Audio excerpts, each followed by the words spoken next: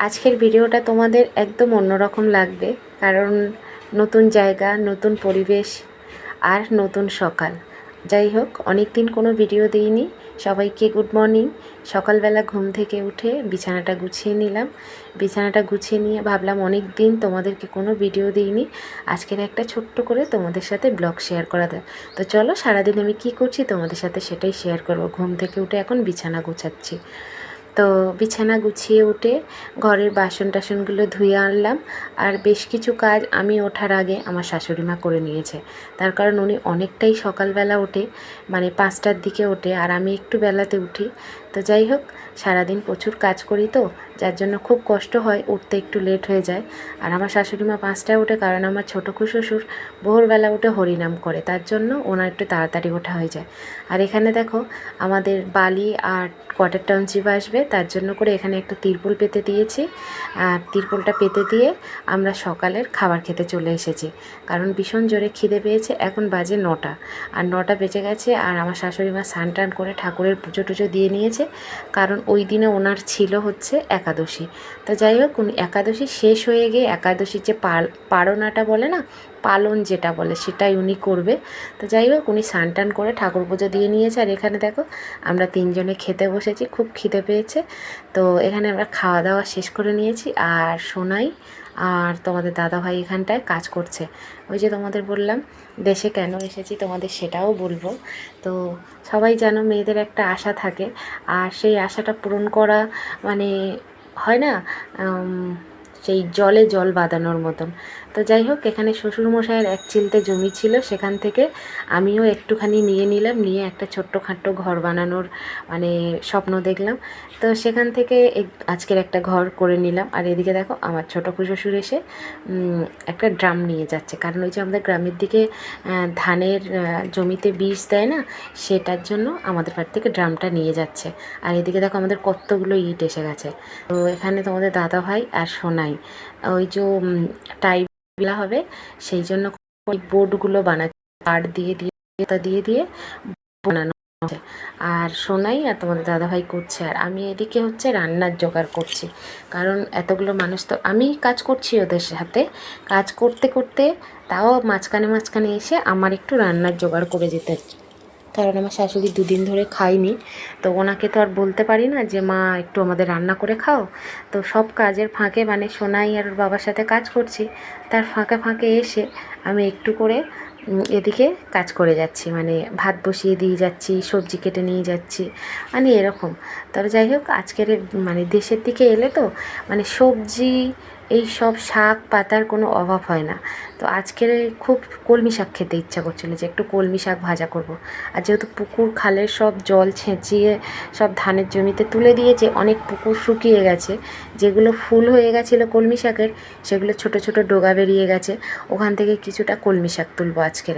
আর এদিকে দেখো, আমি ভাত বসিয়ে দিয়েছি।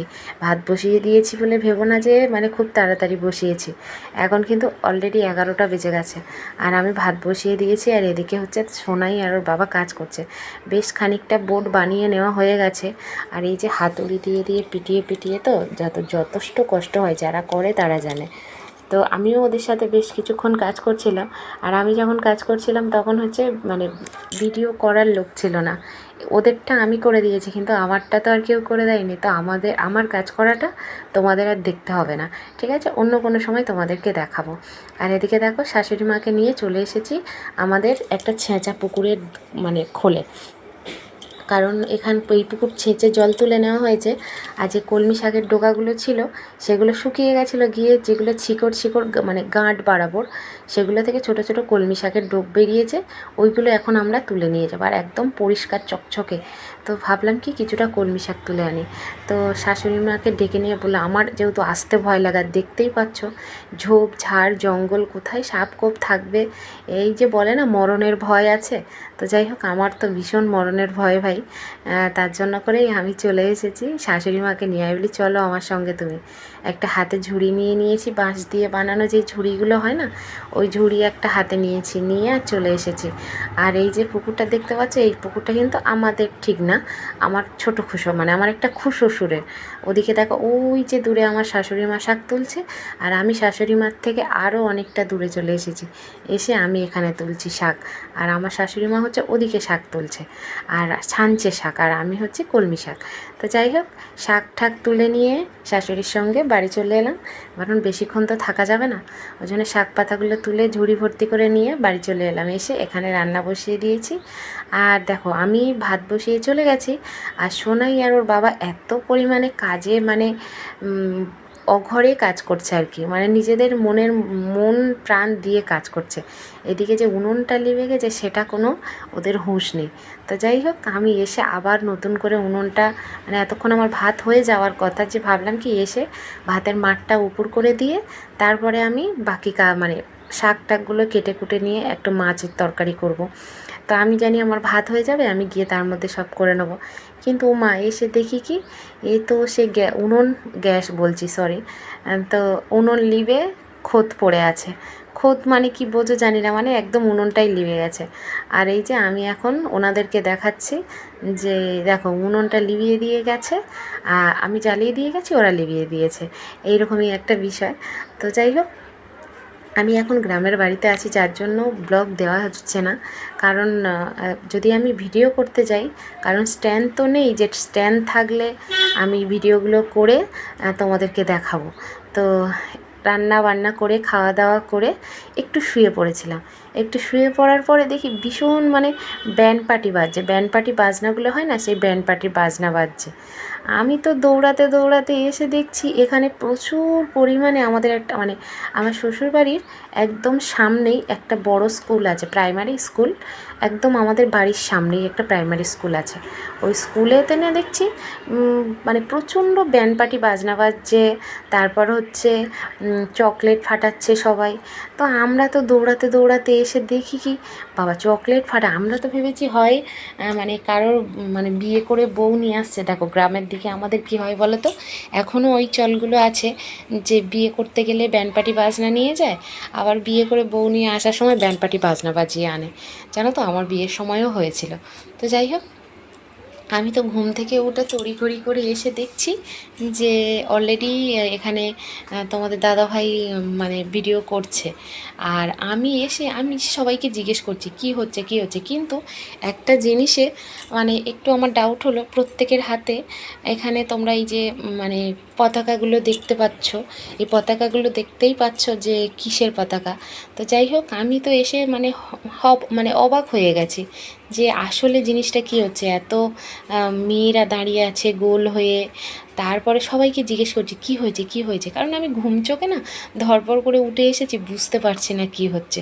তো সবাই বলছে যে লক্ষ্মীর ভাণ্ডারে টাকা বেড়েছে বলে, তার জন্য করে এই মানে মেয়েরা একটা মিছিল বের করেছে। তো যাই হোক, খুব ভালো লাগলো, আমারও ভালো লেগেছে, আমারও লক্ষ্মীর ভাণ্ডারে অনেকটা টাকা বেড়েছে। তা এখানে দেখো আমি আবার চলে আসলাম, এসে কারণ বাড়িতে হচ্ছে বিকেলবেলা ছোটদি এসেছে, আর এই বাচ্চাটাকে দেখছো, এটা হচ্ছে আমার দেওরের মেয়ে। তো যাই হোক, আমার খুড়শ্বশুর মানে ছোটো খুড়শ্বশুরের বড় ছেলের মেয়ে। তো যাই হোক, আমাদের বাড়িতে মানে সবার ছোট পুচকু একটা। আর এই দেখতে পাচ্ছ বাড়িতে বিকেলবেলা কত লোকজন এসেছে। আমার ছোট ননদ এসেছে, আর ওই যে বসে আছে আমার যা, তারপর মানে একটা খুড়শ্বশুরের বৌমা, তারপর ওই যে আমার জায়ের বৌদি, তারপরে এই যে এটা আমার ছোট ননদ, তার পাশেরটা আমার বড় ননদ। মানে এইভাবে যেহেতু ননদরা এসেছে বলে আমি আর ওখানে মানে বেশিক্ষণ দাঁড়াইনি আর কি, ওই যে মিছিলের ওই জায়গাটায় বেশিক্ষণ দাঁড়াইনি। আর যেহেতু আমাদের টাইবিম ঢেলে দিয়ে তারপরে অলরেডি আমাদের মানে দুটো কলম ঢালা হয়ে গেছে। আর আজকের হচ্ছে একটা মানে পরের দিনের ভিডিও এটা আর কি, আর দুটো কলম ঢেলে দিয়েছি, দেওয়ার পরে ওই যে আমার ননদটা এসেছে বিকেলবেলা, তো ওই ভাগনাকে বলছিলাম, বাবু তুই দুদিন থাক, থেকে আমাদের একটু কিছুটা একটু ইট গেঁথে দিয়ে যা, মানে ইটের গান্ধি হয় না, ইট গেঁথে দিয়ে যা। তো ও বলছে থাকতে পারবো না, ওদের কি বিয়ে বাড়ি টাড়ি আছে। তো যাই হোক, ওরা না থাকতে পারবে, আমাদের তো করতে হবে। আর এদিকে দেখো তোমাদের দাদাভাই মানে বালি আর সিমেন্ট মাখবে, বলছে যে তুমি কিছুটা ইট বয়ে দাও আর তুমি আর শোনাই, আর আমি একটু ইটের গাঁথনি করি, দেখবি কিছুটা ইট গেঁথে রাখা যায় কি দেখে। আর আমরা দেখো কলকাতায় থেকে চলে এসেছি, তোমাদের দাদাভাইয়েরও কাজ বন্ধ হয়ে আছে, আর ভালো লাগছে না, ভাবছি কখন বাড়ি যাব। তো যাই হোক, বিকেলবেলা কিছুটা প্রায় 100 মতন ইট গেঁথে দিয়ে, আর তোমাদের দাদাভাই বললো যে চলো আমাদের দেশের বাড়ি থেকে, আসলে আমাদের শ্বশুর বাড়ি থেকে আমার শ্বশুর বাড়ির, আমাদের যে নিজের দাদা শ্বশুরের বাড়ি, সেখানে হচ্ছে মনসার গান হচ্ছে। আমরা সেই মনসার গানের ভিডিওগুলো আছে, তোমাদেরকে আমি পরে শেয়ার করব। আর আজকের এসেছি, মানে পুজোর দিনে এসেছিলাম, এসে চলে গেছি, আবার পুজোর পরের দিনে এসেছি যখন গান হচ্ছে, এসে সাথে সাথে হচ্ছে রান্না করতে বসে গেছি। কারণ আমার বড় ভাসুরের যে ছেলের বউ আছে, সে বেচারি একা সব দিকে সামলে উঠতে পারে না। আমি তো এসে জামা কাপড়ও চেঞ্জ করিনি, যেই শাড়ি পরে এসেছি সেই শাড়ি পরেই বসে গেছি, কারণ অনেক লোক খাবে, প্রায় 50-60 জন লোক খাবে, তার জন্য করে আমি রান্না করতে বসে গেছি এসে সাথে সাথে। তো ভাত করে নিয়েছি, প্রায় 3 কেজি চালের মতন ভাত করেছি, আর ওরা ওবেলা প্রায় 6 কেজি চালের ভাত করে রেখেছিল বিকেলবেলা। তো আমি এসে 3 কেজি চালের ভাত করেছি, তারপরে হচ্ছে 2 কেজি ডাল নিয়েছি, ডাল রান্না করেছি, আলু ভেজেছি 5 কেজি, ভেজে টেজে নিয়ে এদিকে মাছের ঝোল বসিয়ে দিয়েছি। দিয়ে হঠাৎ করে দেখছি ওই যে মনসার গানে বলে না স্বাদ খাওয়াতে হয়, তো যাই হোক স্বাদ খাওয়ানোর জন্য ডাকাডাকি করছিল।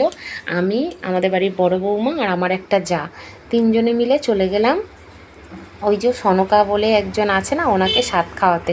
তো এদিকে রান্না কিন্তু হচ্ছে, রান্না যে অন্য কেউ করছে তা না, রান্না করতে করতেই